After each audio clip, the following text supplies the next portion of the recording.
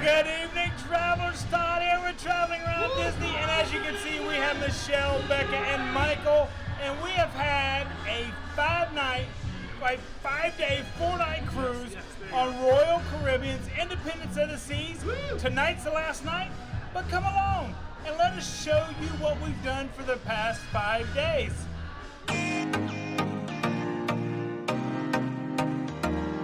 Well, hello, travelers. Todd and Michelle here, and we are so glad to be back from our 5-day, 4-night cruise. I finally got it right. Earrings. That's Oh, wait, we gotta get earrings. Is anybody out there? Travelers, we are so you putting your earrings in. Travelers, we are so excited to be back with you guys and to be back from our 4-night. Travelers, we are so excited to be back with you guys after we have finished our 5-day, 4-night cruise aboard the Independence of the Seas by Royal Caribbean International, which they like to be called, by the way. And it was a great time. It was Becca's first cruise. It was Michael's several cruises. We don't know how many he's I think he actually said 7. 7? Yeah, 7 so this cruises. was number 8, I think, for him. And this was our second cruise, and it was on a different cruise line. So that was really neat to be able to see differences in different cruise lines and stuff like that. Our first cruise, if you hadn't joined us for that, was on Disney Dream. Right. Which we can link all those down below. Exact same itinerary that we took this time. Right. We first day was at Nassau. Second day was at Castaway Key. Yeah. And then Royal Caribbean's was Coco Cay. Right. It's spelled the name. They're spelled the same, but they're pronounced different by two different companies. Fourth day was both days at sea, and then the 5th day we came back. So Yep. they were both the exact same itinerary. Yep, same itineraries and all that. And we are actually going to show you a little differently on this series of videos. We're going to go day by day, so you guys can see how we took the day on and what we did during the day, just like you were there with us. So come along and let's go on our... Yeah, if you have any comments or questions, be sure to put them below, and we'll try to answer them as we go. Yep, and if not... This is as close as you're going to get to probably live with us for a bit, so we're practicing. Yeah. Is anybody out there? Yeah. Anybody out there? Is this thing working? All right, so to start with, the first thing we had to do was take a COVID test, and hopefully that's going away soon. Right. Hopefully, but for us. But I'm going to let Michelle explain the COVID test because I still don't know how you can take a COVID test over the phone with somebody watching you. Well, we did ours through Royal Caribbean. So we ordered our test. We had it expedited shipping, so we got it pretty quick. And Beck and Mike did the same thing. So basically, when you get the test, you leave it intact, and we did a telehealth visit over the phone, using our iPhones. It was really super simple. Literally, they walked you through taking the test. It's recorded, so they monitor you as you're doing it. I did ours first. Of course, it was a little nerve-wracking, but it was very super simple. So they give it to you right then. You see your results. You hold it up. You show them. Of course, ours was negative, as you can see. And then that lets us board. You just have to take a copy of the email that they send to you, and then you show that with your other credentials before you get on the ship. So it was very super simple. Right, which I understand the format and all that, but I'm not a big fan of the testing before you get to port. I like the testing when you get to port. We feel like after we got on the ship, we kind of feel like it would have been more accurate, and we'll tell you why a little later. Right. If you test right before you board. Because it felt like a lot of people, and us included, after you take that test, you kind of feel like you're free a little. We're free. We can go. Hey, yeah, we can go and do, kind of be a little freer. We were very cautious the first, the week or two leading up to this test. We were very super aware of where we went and what we did. And after our 2-day test, we actually stayed home. We didn't go anywhere. We still did, because I didn't want to get sick actually on the cruise. But again, we'll share with you a situation later on that kind of happened that made us all sort of think it would be nice if they're going to do it. Then I think we would all vote for doing it right before you step your feet on the ship. I know it's probably not the easiest answer for everybody, but anyway, long story short, just for other reasons, at least at the last possible minute, you're negative, you're as healthy as you can be. Exactly. And you keep other people healthy as well. That is exactly right. So come along now that we are negative, and we are heading to the port at this time. So then we arrived at the port. It's actually, we left out of Port Canaveral. Right, 55 minutes from our house, which is wonderful, fantastic. We get to the parking garage, which was very easy to get into the parking garage. They actually take your luggage in the parking garage. We have made it to our parking garage, unloading the car, getting ready to head out on our 4-day excursion on the Independence of the Sea, Royal Caribbean. You check your bags and all that, and then you go up and get your parking space, which I thought was pretty neat. Yeah, it was very easy. We were one of the first ones to board. I think our boarding time started at 11, but we got there, it was about 11:30. So there was already a little tiny line. But the parking garage we were in, I think it was 5 floors. Yep. And we got on the 3rd floor when we were there. Then while we're in the garage, we actually get our first view of the ship, which was a beautiful ship. We had seen it on the other cruise that we had took. Well, we actually saw the Freedom of the Seas. Right. When oh, that's right. That we was were Freedom. docked with while we were on the Dream. So we already sort of knew about what the ship looked like from the exterior. So Independence of the Seas and Freedom of the Seas are sister ships. They are exact identical replicas of to each other. So yeah. So very easy. Coming in was pretty straightforward. You just showed your sea pass and your identification. We only checked one bag and then we took the rest with us because we had the fan that we showed you guys. I actually have it over here behind Yeah, it's over there behind it. But you'll see pictures of it as we go along through It's battery operated, and then it has a USB that can plug into an electrical port. So that always causes a little problems because they want to check it. So anything you take that's on their non-approved list, and I think fans is one of those, they want to check it just to make sure, I guess, you don't burn the ship down. But we hand carried ours through, so they check everything like that right there through and security. had absolutely no problem. No Went right issues. through the screening checkpoint. I grabbed the bag and we walked in to finish our check-in. And it was, I will have to say, it was very smooth, very organized, and they had a ton of employees and tons of staff. Yeah, staff everywhere. Like, so that was easy to do. All the windows were open. The line went really fast, and then we just went straight to boarding. Yep. So for me, getting on this ship was a little more like, I knew that we weren't going to get our rooms until 1:30. 1:30. So we had some time from the 11:30 to then, which we had planned on just, having our lunch. We didn't eat breakfast, so that would be the first meal. But we weren't sure sort of where to go. Like, we decided to go ahead and do the muster drill and get that over with. Actually, you have to do the muster drill before you even enter the ship. They like you to do that. They give you the station. You go check in at a certain point, and then you're free to board. Well, we loaded on ship. the 4th floor. 4th floor. Mm-hmm. And the 4th floor was where all the stations were. Yep. And ours just happened to be really close. We got a 3rd floor room, and then Beck and Mike got a 6th floor room, and we were pretty much right above each other. They were right above us. Yep. So that was pretty convenient. So we did the muster drill, got that finished, which it was all online. So the app, again, is similar to Disney. A little different, but if you're familiar, since you guys are Disney fans, if you're familiar with the Disney Dream, the cruise line app, this was really similar. Same thing, pretty much same thing. And we're going to do our best not to compare the Disney cruise to this cruise because they're two totally different things. But we'll point out some differences. Right, we're going to point, what's different and on one or unique to one or the other, but not in a which is better kind of situation, because we really did find, and we'll go ahead and say that both have their pros and cons. Yep.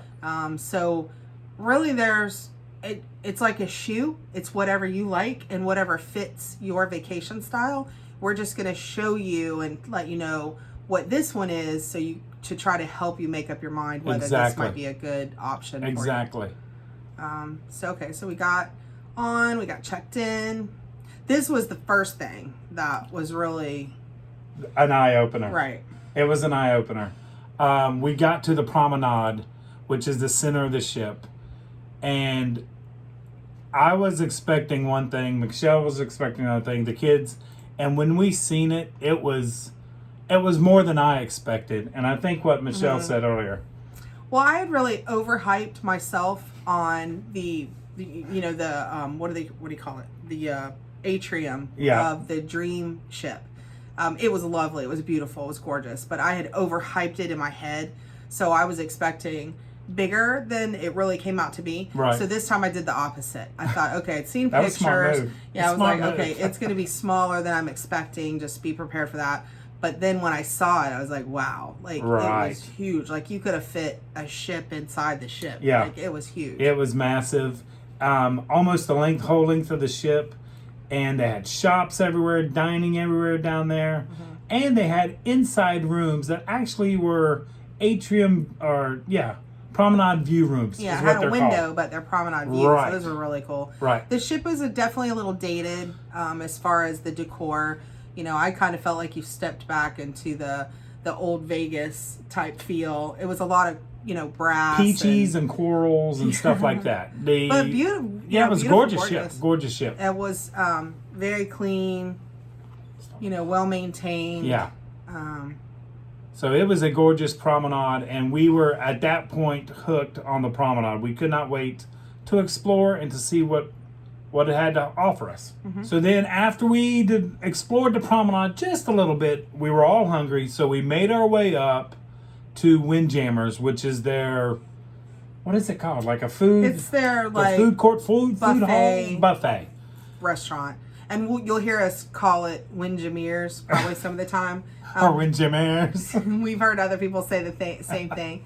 So we just lovingly called it And Windjammers. we fell into the cruiser's mistake of, we decided to go when everybody else went. If we would have waited about 35 minutes, it would have been perfect. But actually, the food on the first day was fantastic. They had cut prime rib, all kinds. It's the basic buffet, and you just But all there kinds was of foods. plenty of things on there to fit anybody's, palate. Yeah. You had international specialties, like, every night was slightly different, but they really did make sure that each night had some unique items, for everyone. Whether And- it's a healthy option Right. or, regular. And the best thing about this ship was when Windjammers is at the very back of the ship, and the windows actually go over the back of the ship, so there's tables right there. So you have a beautiful shot of the port before you leave and the ocean when you get there. So it was absolutely gorgeous. I mean, I really enjoyed Windjammers. This is our seat for Windjammers. On day of arrival, we are doing the buffet. It's all up there. But it's very busy because they do not let you into your rooms until 1:30. So, but Becca scored us a great window seat, looking right out. And right over, let's see, right over there, that's the Disney Terminal. Remember when I told y'all my son-in-law does not eat vegetables? I don't think there's a vegetable on that plate right there. Nope. Becca went ahead, like her father, and went ahead and got some sweets there. A true 5-year-old meal. Yeah, true 5-year-old meals, like she says it. Michelle went to get a hamburger. This is the best time for us to calm down. Oh, here comes Michelle. She's got looking a little blue cheese on her burger here.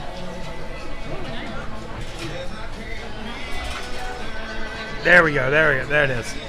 Yeah. Like The- halfway through. all these people eat like 5-year-olds. Look at them.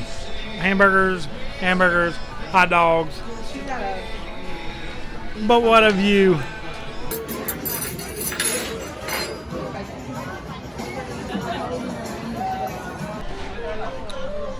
Okay, I found my Nirvana. They have a dessert bar and it's loaded. And we haven't even left the port yet. We had said a little tip for right here.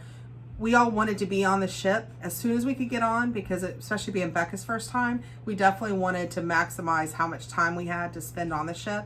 But we did all say, sitting at Windjammers, that we should have laid back a bit, especially if you're first cruisers and you're not sure what you're doing. It just seemed very anxiety provoking, especially for Rebecca, to get from check-in, make sure we were parked, the luggage, getting through with all the paperwork, and then we were right on board. And you do have your luggage with you because the rooms aren't available until 1:30, they said on our cruise. Right. So you got to lug those around with you, the parts that you carry on.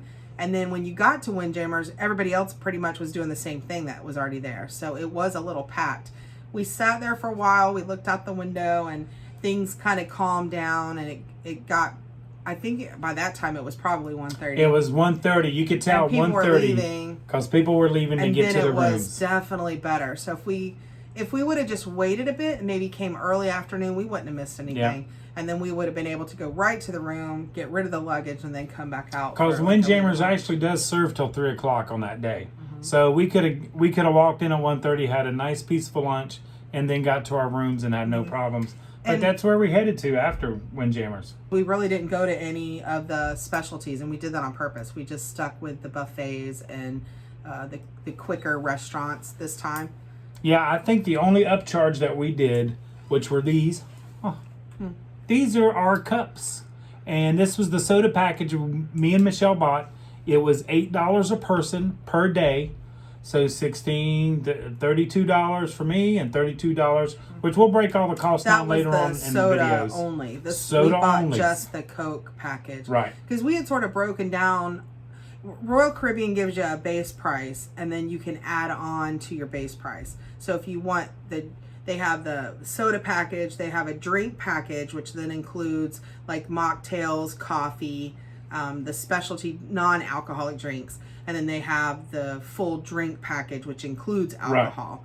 Right. So of course the price, goes up accordingly. And we'll go over prices later on in the videos and stuff but like that. I found it pretty quick. The cups, to me, I hated them day one. Like, they're not Tervis type. They're not insulated. They sweat. And then they really don't hold very much. And then I guess we'll go ahead and say now, like the locations of the locations. There's freestyle machines that you can fill them up. But I hate those. The viewers that watch this, because then I know, they say it's impossible for the flavors to mix, but it does. If you have somebody that has lemonade or something ahead of you, and you get something totally different, you'll have remnants of their drink in your drink. So exactly. But we will give you a little tip later on about how to make this an easier process when you get the Coke package. So we found a little secret out in like day 2. So stay tuned for that one. Yeah. All right. So then we finished up Windjammers, and then headed to the room. Yeah, we all decided to do a quick little room tour.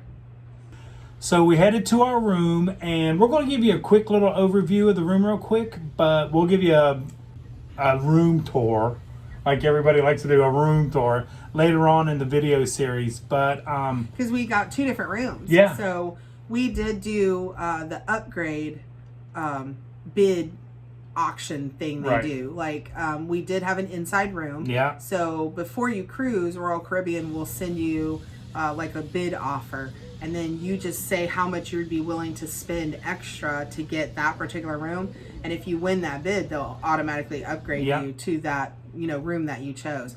So we bid on 4, and we really bid ridiculous amounts. Like, I didn't really expect it to I didn't either. I didn't expect any of them to go through. But Becca got one before we did. She had bid on the promenade view, which that's one of the windows that you saw in the promenade. So we'll look at her room later. But she got hers, and I was disappointed because I didn't get mine. So I figured, well, I'd done it too cheaply. But I had turned in another bid for the outside, and I didn't care. If it was a little portal, I didn't care. I just wanted to see the outside of the ship, and that's the one that we got. Yeah, we got the ocean view. It's the big porthole. And it's big. It's like, I tell you what, I do believe it might be one of my, I've only cruised twice, but it might be one of my favorite ways to get a room. You can tell by the picture. The only thing, the bed didn't have a headboard, so you ended up, your pillows you could put right up on next to the window. But it actually ended up being a benefit, which we'll show you later. Yeah, so it was kind of really cool. It was really neat. So that's a little bit of the room. And then after we got kind of settled there, we came back out, and then we were able to stop by the dining room before they actually started service. Yeah, and dining room is actually, it's all together. It's one big dining room, but on 3 different floors. You do have to check in on the 3rd floor, but then you'll be taken to the 4th or the 5th floor. But it is not a split dining like on Disney. It is all in one spot, but they're all the same size. If you put those together with the other ships, they're all the same size. So this is their main dining hall here on the Independence of the Sea. It is 3 floors. We are on 3 right here, 4 and 5, but it is absolutely gorgeous. But this is their main dining room for the cruise. And on sea days, they do lunch also. They have what they call certain time seating, which you can come. They give you your time that you seat, and it's the same time every day, and it's the same crew that takes care of you every day, same servers. Or they have my time dining. And then you had the option whether you wanted to eat there or go to one of the specialty restaurants. Right.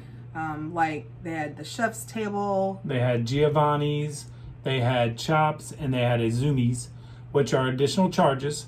Or you could eat in the main dining room or Windjammers. Johnny Rockets. Which was an additional charge, but that was good. That was an option. That was good. And then they had little places along the way, like they had the Promenade Cafe. Sorrento's Pizza, which was in the Promenade area, and then they had the Playmakers Bar and Grill. Which was also an additional charge.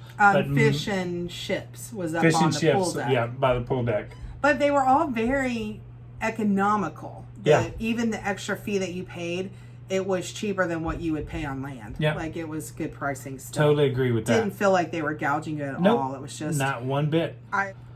Then after our little room tour, we headed out for our sail off and sail away. And the one thing I loved about this ship is that you could get to the very front of it and sit there and watch the wake peel off from the boats. And we actually seen dolphins swimming around with the boat. But you could get on their helipad that they have up there and be at the very front of the boat. Of course, it's windy. It was really quiet. Oh. It wasn't that windy as the other cruise. And I was the surprised. Noise was down. We didn't go to the sail away party, so that's where everybody probably was. But there was maybe 30, 40 people up there with us. But it was really neat to see as we sailed out of Port Canaveral.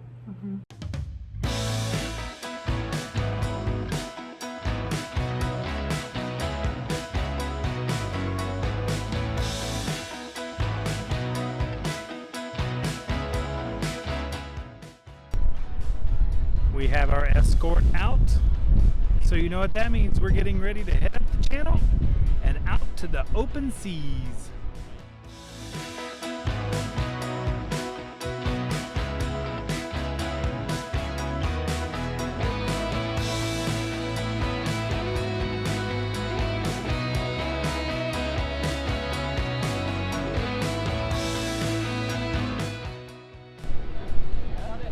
This right here is actually Carnival's terminal where they left out of this morning.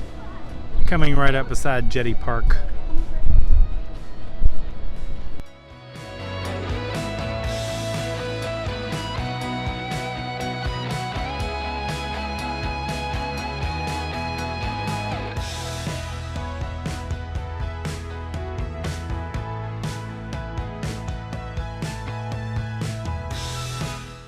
So after the sail away, we made our way back down to the Star Lounge because we got the drink of the day. And you know, we don't drink much, but hey, we had to have a drink of the day, toasted with the kids. I can't remember what kind of drink it was. I have no idea. Probably like a Mai Tai or something like that, but it was good. I don't remember. But then it was on the 4th floor where the same part where Rebecca found her calling. She believes she's a professional gambler now. She did really well. She did do good at the slot machine. From the very first she sat down. Yeah, she did. And this wasn't the machine she played a lot of. But she actually won. Like every time she sat down, she came away with more than she sat with. I swear. And that's gambling is one of those things. It's kind of like drinking to me. If I do it, I think I'd become very compulsive to it. Yeah. But Becca loved it. She loved to gamble. I tried, but Michelle even actually gambled. I gave her some gambling money, $10. But trust you know me, what? I figure I'm a winner if it stays in my pocket, so I'm okay with that. So we seen that for a little bit, and then we headed down to the ice show. They have an ice show on this ship, which I was like, okay, how does this work? And it was like dance-themed ice show, but I will have to say, we all came out of this ice show, absolutely loved it. That was great. It was great. It was called Freeze Frame, but it basically took you through the decades of music. Oh, it was wonderful. Yeah, it was really special. The skaters were awesome. I don't know how I couldn't hardly walk, much less skate on ice on the boat.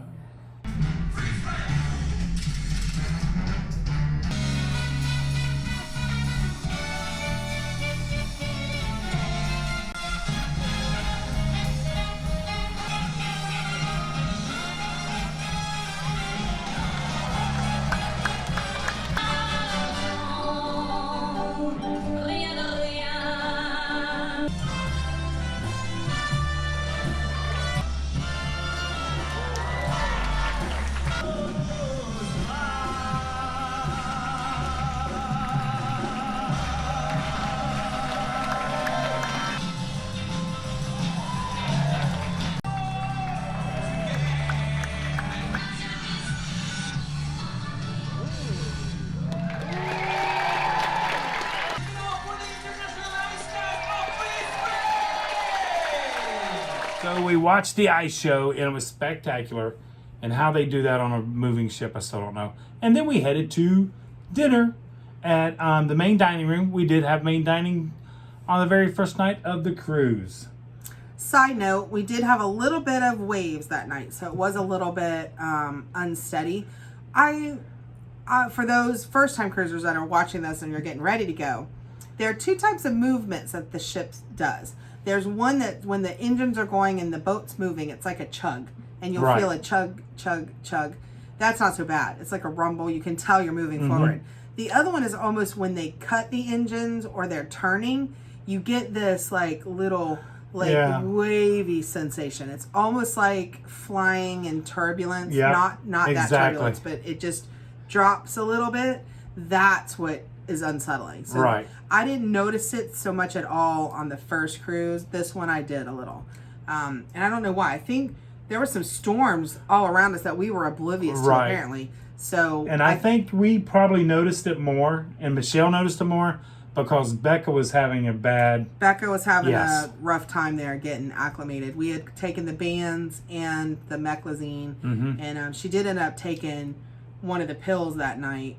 But weirdly enough, when you're upright sitting, that's when you felt it the most. If you could go back to your room, and we all said when you lay down, we didn't notice it at all. Problem. But it's just when you're kind of upright, we all felt that little, hoof. And it would come and go. You'd be fine, and then all of a sudden we'd all look at each other like, did the boat just fall or what happened? Exactly. So we had a little bit of problems the first and second night, but then, not too bad. Yeah, we were not sitting enough at our to stop table. Us from doing anything. We were sitting at our table dining, and for some reason we got in the very back corner, and that's when Becca really kind of felt it. Yeah, because there was... But we had a great view from our table, I will have to say. Yeah, and that was kind of the thing. I think she was watching the water, and somebody had told her to watch the horizon. So finally, once she started looking at the clouds, I think she felt a little better. She did fine then after that. She did really great. And we have more of them, too, that we're going to bring in.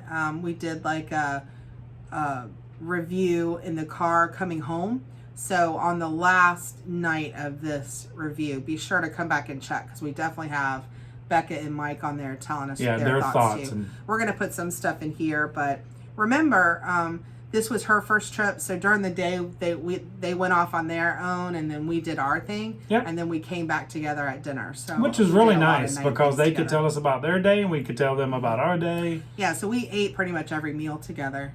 Yeah, and then Michelle and Becca went and gambled almost every night. We got Michael a new nickname too, by the way, but we'll talk about that later. Mike is our alcohol aficionado. Bourbons and cognacs and stuff like that. So he had a great time. Yeah. Yeah, we'll tell you. Oh man, I can't wait to tell them that story. That'll be later. Yeah. That'll be tomorrow. That'll be tomorrow's when we get our sea legs. And so then after dinner, we went back to our room, right? It was time to go. We were all tired, all beat, all bushed. Right. So, we had walked around the ship a bit and just kind of acclimated ourselves. Where our room was, they have two big theaters on Independence of the Sea. They have the Royal Theater, which is forward. Right. It's up front. And then they have the ice skating rink area, which is midship. I think they call it Studio B or something like Yes. that. Studio B, yeah. But it's on the third floor where our room was. Our room was very unique, I thought. We literally could have rolled out of the room into the dining room to our table. Perfect we for were me. really close. Perfect for But me. our hall was like a dead-end hall. So there was only probably maybe 10 rooms, 15 rooms past ours. And then it was just a crew door. So we didn't have any traffic flow by our room. Right. So Very quiet. anyway, Very I was nice. going to say, we couldn't get from the aft of the ship forward. So we couldn't walk straight through to the front of the ship. We either had to go up and then over one of the higher decks above us. Exactly. So Becca was on one. Their hallway stretched the whole length of the ship. They And could it get was from long. the forward, the forward all the way aft, which is behind. So when we left each other at night, we always, if we were like in the casino, we would always have to go kind of up and down and then to our room. Right. So it was kind of weird, but we adapted. But once So- you got, and I have to say, on this ship, I became very acclimated which way was forward and which way was behind me. The front of the boat and the back of the boat. Because, he did better. yeah, because they have pictures and models everywhere. So wherever the model is pointed or the pictures are pointed, that's the front of the boat. So you know that. So He did better. kind of helped me on this one. It really we did did. take our magnets for the Yeah. door, so that was pretty cool. Yeah. And we did not take our tumblers because we knew we were getting the orange Yeah. ones from them. But I ditched that the first night. Yep. I'll tell you tomorrow why. We kind of Smartened up. wisened up We and learned got the rid of trick those. of Yeah, the yeah, yeah. soda plan. But we'll leave you with some beautiful pictures. The Yeah. porthole that we had turned out this night to be awesome. So Oh, it was absolutely gorgeous, and that's why I said it sold us on an ocean view room with a porthole because it really was spectacular. we that didn't really night. need the balcony. We didn't No. really miss that, but I did like the view. Yeah, So we'll leave you with like our view from the porthole. Yeah. Because Todd got some pretty shots. we got some gorgeous shots, and it was pretty, and we can't wait to bring you day 2. We hope you guys enjoyed this little first day adventure with us. Yeah, I hope you like And we'll- this format. If you Yeah. don't, sorry. Sorry, we'll try to it do next better time. We'll try to do much better next So, time. Stay tuned with us because tomorrow I am going to drop these quicker so you don't have to wait. But Yeah. tomorrow will be our day at Nassau. Yeah, And then and then we'll go from there. So like we always say, travelers, until next time, travel and adventure is out there.